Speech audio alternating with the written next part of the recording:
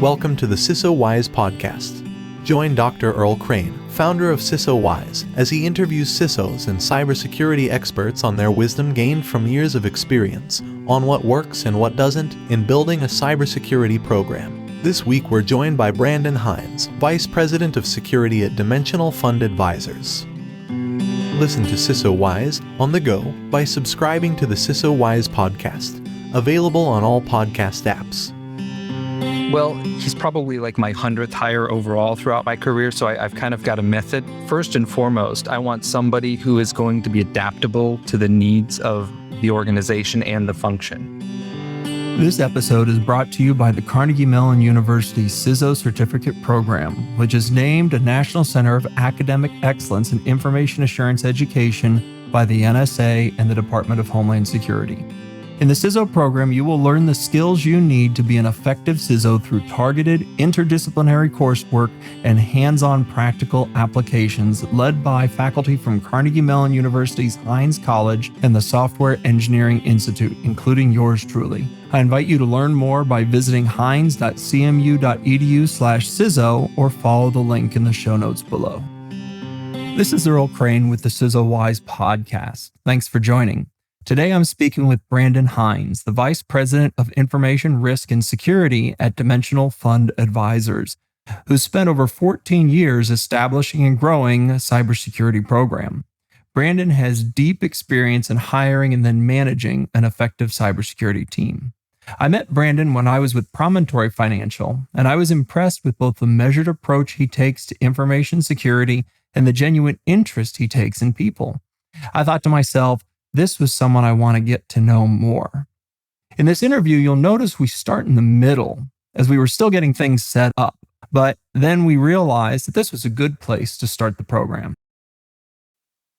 One of the biggest challenges in my mind is making your first hire, because your first hire is such a make it or break it decision that if you get somebody who's going to create a net drag on your initiatives, then all of your time is going to be spent focused inward to your function instead of outward for the services that you're going to deliver. And I was fortunate enough when I was launching the cybersecurity practice at Dimensional that my first two hires were very strategic and very focused. And we weren't a big program and we were still selling the concepts of cybersecurity. We were growing with the organization's needs, which was a great position to be in at the time. And then I needed someone on the operations side. And I ended up finding through a mutual friend in the world of cybersecurity, someone who had very little practical cybersecurity expertise, didn't necessarily have all of the confidence in the world. But when I first met him and I sat with him, and when he didn't know something, the way he didn't know it and his approach to it was exactly what I would have expected from a seasoned professional. And so I got him his first job in cybersecurity and security operations, and he did fantastically well. He was a great fit. And so unfortunately, I didn't get to keep him too long because his stock went up, but he was a great first hire within an early program. So you get beginner's luck as a new hiring manager. Looking back on it now, is there anything that you could tell your earlier self or a new CISO in a role what they should look for to try to find someone that would be as good of a hire as that individual? Well, he's probably like my 100th hire overall throughout my career, so I've kind of got a method. First and foremost, I want somebody who is going to be adaptable to the needs of the organization and the function. And I oftentimes, and this is always a difficult conversation to have with the HR folks when they bring you this resume gem who's just not the right fit, either from a timing perspective. Maybe that's the person I need in 2 years when that function is fully filled out. But oftentimes, if you bring someone in too early into a function and it hasn't fully developed, their expectations of what that function is going to deliver for them in order to be successful is going to be very different than what you can actually feed them. So looking for that right fit, I'm looking for someone who is adaptable, someone who has enough capabilities so that I can give them an independent project to start day one. So I'm not someone who likes to make a huge negative investment in hopes for a far off return. I'm looking for someone that I can invest in, that can grow, this is going to be interesting, but they have a key capability that I can apply immediately to the problems that I have at hand. That way I don't have to sit with them every day. I don't have to put them with someone else knowing that somebody else is going to be distracted for too long of a period of time. We can have check-ins, we can build, we can add capabilities and add responsibilities as we go. Since you've done 100 hires or so, what are some things that maybe HR will go towards or will seem attractive at first, but they end up being shiny objects and are not as important? I find that certainly there's the buzzword bingo that happens on resumes. If someone's going to put something on a resume, I like to go deep on it. To me, anything that you put on a resume is fair game. That should be the shining example of what you're most proud of and what you know most about. I have had individuals who thought it was unfair that I asked them about a project that they put on the resume from 2 years ago. Personally, I've got things on my resume from 20 years ago, and if someone wants to grill me on that, that would be perfectly acceptable. People who have too much experience, like if they've jumped every 2 years, when you're launching a cybersecurity program, that's not a 2-year effort. You're thinking out 5 years, and you need to have some level of stability that you can build on. Otherwise, you're just going to get on this treadmill of trying to churn people in and out of the program. When everything that you do is either going to contribute or distract, you need to make sure that you've got the right fit. Before we started recording, you mentioned training and how that ties into building your culture. Can you expand on that a bit more? To me, training is an important part of culture. So I think those things tie together very well. That's one way that you establish and reinforce a culture. Well, it certainly ticks a box, and that's important because you have auditors who will come in and say, what's your training program? But if that's all you're doing, you're probably missing a huge opportunity. I think training is a really important way to get people connected to concepts and ideas. So I'm not a big fan of doing you're going to do an hour and a half of computer-based training once per year, because if they're only hearing that once a year, it's probably all gone within 2 months anyway. But if you structure a training program, certainly have a computer-based component to it so that you have an objective document that you can measure. You can see that people took an assessment test, or you've got something that's objective. But to interlace that with more pragmatic training, either splitting that out and doing smaller units over the course of the year, interlacing it with messages out to the organization, whether that's through email or whether that's participating in various department meetings. But I even think that there's often a lost opportunity if you don't get to know what the various business units charters are and where the risk areas are. Training could be as much as even getting involved in people's down to the team meetings, not even at a department level, but going and having lunch with key people so that you can understand the challenges that they face. Maybe there's some security controls that they're currently responsible for because that's the only way to do it in the current level of maturity, but this is what they're doing and it's business impactful. Maybe you can understand that more and help learn about the business, but then teach maybe more optimal ways to approach those problems. Or in some cases, you can take that back. I always keep a long list of things that I know I won't likely be able to touch, but maybe I can pull those forward into a project, or maybe I can group things together that I learned throughout the business to say, how do we solve that big problem? It's not the biggest problem in any one area, but it's like the third problem in 5 areas. And if there's a way that you can get across the business because you're having that kind of interaction, you're learning and you're teaching other people simultaneously how to think about security in the realm of their area of responsibilities. Training is not just about training to the organization. It's also training to your own staff. It's training to your technology. And I used to work in healthcare, and there's a huge chasm between what happens on a clinical side and what happens on the IT side. And every once in a while, when I needed to get people to better align with the clinical side, I would see if I could reserve some space in the ER of the regional trauma center. And I would have someone go work there doing their normal job, but just being in the mix of everything else that's going on. Because I think it gives people a different appreciation to see the actual work that an organization performs as one of the critical services. Let's peel that back a little bit. And I want to ask about getting to know the businesses that you're serving as a CISO. I'll give you an example. When I was at Homeland Security, I took a day and went out to work at TSA. And so I went there and I was just there seeing how the operations went. But I got a big appreciation for the machines that they were using, the way that they were using them, and the challenges. And so when we from IT would send an update, the amount of chaos it caused was something that we didn't appreciate necessarily back at headquarters. Do you have any examples where you've met with the business units and you've learned some insights? I'll reel back a couple of careers ago. We had to understand how to make sure that all of the various providers within the organization could operate both as a whole to the organization while still being isolated within their own service provider organizations. So it was an organization that was really a conglomerate of many different service providers. And it was very difficult to understand what the key concerns were until we could really sit down and understand, like, okay, you've got this equipment and this equipment's got to go talk to that service provider's equipment, and how should all that work and what does that mean? And then you've got these people who have to do some level of data entry or monitoring, and how does that all work?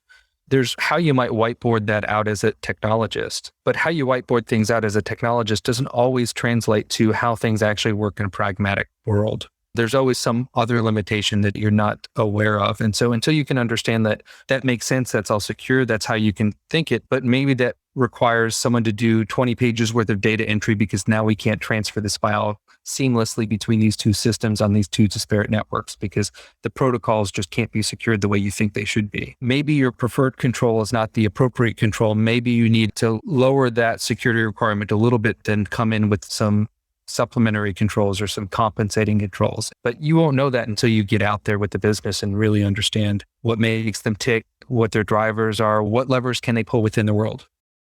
So far, we've covered hiring and training. What role do assessments have in managing and having oversight for an effective security program? Assessments are something that I have deep experience in. I think one of the biggest challenges from a technology perspective is you've got a lot of people with deep skills throughout the technology function and even out to the business function who might have some responsibilities for various components of a security program. And especially in technology, they're going to have a very deep level of skill and expertise in their area. And they're going to think mathematically, am I doing the right thing? Am I doing something that's very good, but not necessarily, is this something that can be tested? And can I have a retro review of this in a way that's independent and measurable?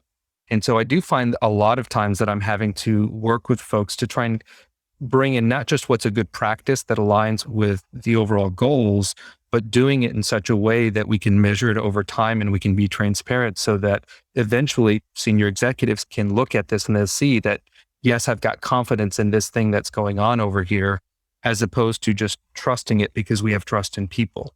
So consistency in assessments is important. That's correct. And sometimes you can do that by having the same firm and the same testing methodology, but there are advantages in having different assessors and different assessment methodologies. How do you maintain consistency while also getting the value of diversity of other assessment groups? I try and, whenever I report things up, I like to throw things into larger themes and trends so that they can understand what the impact of the organization would be. If you have a pen test and they find an inconsistently configured web server, that's like a very specific thing. But if you put that under a term like baseline configuration and standards, then that's something that you can put a larger theme around for an executive, and they can say, okay, my environment is managed consistently. And then the detail underneath that might be, well, there was one inconsistent thing that we found, or whatever the case may be.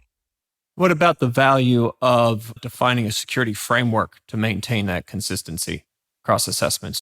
Yes, either formally or informally. And certainly, so in my view, you've got your policies, the agreed upon things within the organization, then you've got all of your guidelines underneath that, and then you've got your standards and best practices. And you're always trying to work up that chain to get to the point where you're confident that something can be measured and tested as a policy. And policies might just be the things that you're fantastic at, or it could be the things that there's other either business or regulatory or whatever requirements that have to be codified into a policy. So wanting to get that practice up so that everything can be to the point where you can deliver under scrutiny, that's always a good strategy. And then it's a matter of, well, how do you take these things that are maybe not quite as important as the things that start off on the policy, but the things that you want to work up over time, either in response to the evolving threats or just new capabilities that we want to be able to take advantage of. So really, how do you build a strategy around whether it's network segmentation, whether it's lateral monitoring, whether it's intrusion prevention, whether it's web filtering, whether it's email, whatever it is, how do you get that to be measurable and ratchet up under a very testable scenario. How do you hire? Because you're looking at assessments externally. What do you look for when hiring a third party? Well, oftentimes it depends on what we're looking to assess. So it could be anywhere from, you want to get an overall assessment of where you are in a program so that you know what kind of roadmap you can build out for the next couple of years. It could be much more tactical. Maybe you're launching a new web service and you want to get some really focused attention on that particular type of web development. Those could be two very different organizations that you bring in to do that. So you can bring a firm that's focused on that type of technology to give you the best type of perspective. One of the things that I often test any firm that I'm going to bring in is how adaptable are they to the local realities of an organization. What I mean by that is there are some firms that I've engaged that have a very brittle approach, a one size fits all, but it doesn't necessarily adapt well and play well within the organization. Even if I want to test a very sensitive, operationally sensitive system, I might need to have specific rules of engagement so that I'm not disrupting key business times. Or if assessors tend to have a very brittle view on what a risk is, because all risk ultimately is a business risk. In my view, there's no such thing as a technology risk. But you get some young gunslingers in the pen test world, and anytime they see something, they think it's the biggest risk because they feel like that's what they're being graded on. I guess the best example that I can think of is if I get a pen tester that comes in and says, people can get into your front yard. Like, well, yeah, kids can play in my front yard. I'm not that grumpy old man who's yelling at the kids to get off my grass. Like, my front yard is just not a critical business asset. Now, if they're in my house, that's something completely different. So understanding that there's the front yard, there's the backyard, there's the inside of the house, there's even parts of the house that might be more important, but those are not inherent in what the technology is. That's the value that we put on them. And so finding firms that can really understand that and their process is geared towards that, to me, gives a much more successful engagement. And I actually find that they don't get too distracted on things that we don't care about. Clearly, you've had an experience about working with a third party who was not malleable, who was brittle, and things didn't go as well. Can you share a story about a time when you had that third party and they were brittle? Maybe they even broke? Yes. So it actually was a report that was handed to me as we were building a program. And the report was really focused on and assessed the organization as if they were a bank, but they weren't a bank. So there's a huge difference in the types of controls and concerns. And we see this all the time with folks who are trying to sell something and they believe that everybody has credit card information or everybody has personally identifiable client information, but not all businesses operate the same way. So you end up with this artifact that's got a highly critical view of things that aren't even relevant to your business. And then you spend the next 6 months of your life doing nothing but addressing things that are distracting you from where the real risks are, or having to have those internal conversations to understand, well, how did we even get to this point? And that's definitely not a healthy way to progress a program. No, and plus you've had to deal with then the result or the report coming in from a third party that maybe doesn't understand your business, doesn't understand the type of data assets that you have in there. And you spend more time educating them than them actually providing value. Yeah. And it's funny, one of the strategies that I've used over time is to always make sure that I've got a short list of vendors that I can bring in or folks who can come in and do various types of assessment so that we're not wholly reliant on one opinion, that we can rotate regularly, but that you still have some level of consistency so that they can come in and that they can operate quickly. And that also that you can bring in at a moment's notice to do an assessment. It also gives you some flexibility to periodically bring in a new provider. Getting the first one's tough. Getting the second one is not quite as tough because you always have to fall back to go to your first one. But when you're bringing in a third or fourth one, you've got a lot more flexibility because you've already established a track record. You've already got a cadence. You already know that if this doesn't work out, I can just rotate in one of the assessors that I have a high degree of confidence and faith in. Sometimes when you need an assessment, it might be your favorite assessor's busy time of the year and they just don't have time to fit you in. And that's just a logistical reality that you have to be prepared for. So having that list of folks that you can just reach out to and go down that list and make sure that you can keep everybody happy and everybody engaged and that they know where they are on your list so that they can scale up and scale down you as an opportunity appropriately. Brandon, I really appreciate you being on the podcast. Brandon Hines is the Vice President of Information Risk and Security for Dimensional Fund Advisors. Brandon, thank you for joining us. Thank you for having me. You have been listening to the CISO Wise podcast. Join us next week when guests such as Tim Brown of SolarWinds, Mike Wilkes formerly of Marvel, Nick Chevalier formerly of Silicon Valley Bank, and more tell their stories from the trenches. Learn more about how you can get the wisdom and insights of a world-class CISO as your cybersecurity mentor at www.cisowise.com.